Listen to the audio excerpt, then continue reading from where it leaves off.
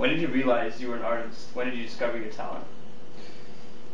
Well, I don't know about artist, but I've always liked writing. It's the only thing I've ever been good at. And I guess in grade 2 I could spell delicious, for example. So I mean, that was when I started to like the written word. And I don't know, I wasn't a terribly social kid during primary school, so I'd always have my nose buried in a book. So I mean, you put out what you absorb. So that's probably when it started. Yeah. Could you tell us more about your work? I guess I use it to express myself because I'm not terribly interpersonally social. I mean, that's basically it. It's an expression. It gets what's in my head that I can't relate to people normally on, and it gets it out there. Yeah. So what inspires you? What are your muses? Like my Source of, I guess, inspiration? people I look up to and things like that. I don't know. I've just read widely. I think it started off with things like kids' horror stories and stuff like that, and then it moved on to sort of like thrillers, detective, supernatural sort of stories, things like that. Then it moved on to fantasy, and now it's just all sorts of crap. Yeah. Okay. Are there any famous artists in particular that you follow or inspire you especially? I'm a big fan of what's his name? Hunter S. Thompson. Hunter S. Thompson. He's a gonzo journalist.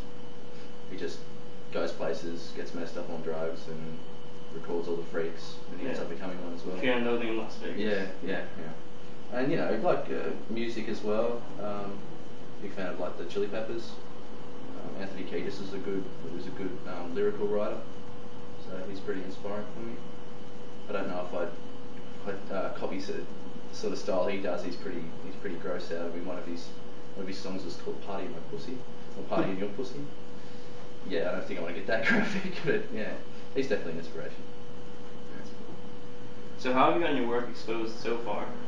I suppose uni's helped. I mean, I did some journalism for the uni games and for the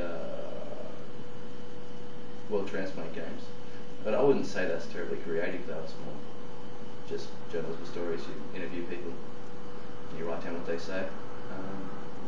I tried to go in a poetry competition, but no result. Have you tried publishing work elsewhere? No. I just put stuff up on Facebook, and sometimes people look at it and comment on it and go, "Oh yeah, that's cool." That's pretty cool. Would you like to become a professional, I guess, writer? Yeah. You could get paid for it, and then I could just concentrate on doing that. But it's yet to happen, fortunately. So what is the process of your work, like from start to finish? How do you get the idea till finishing it? Half the time I just sit down and belt it out, especially if it's just a poem or something. I don't really have to think about it much beforehand. You just put one line down, the next line flows into the next one, and stuff like that.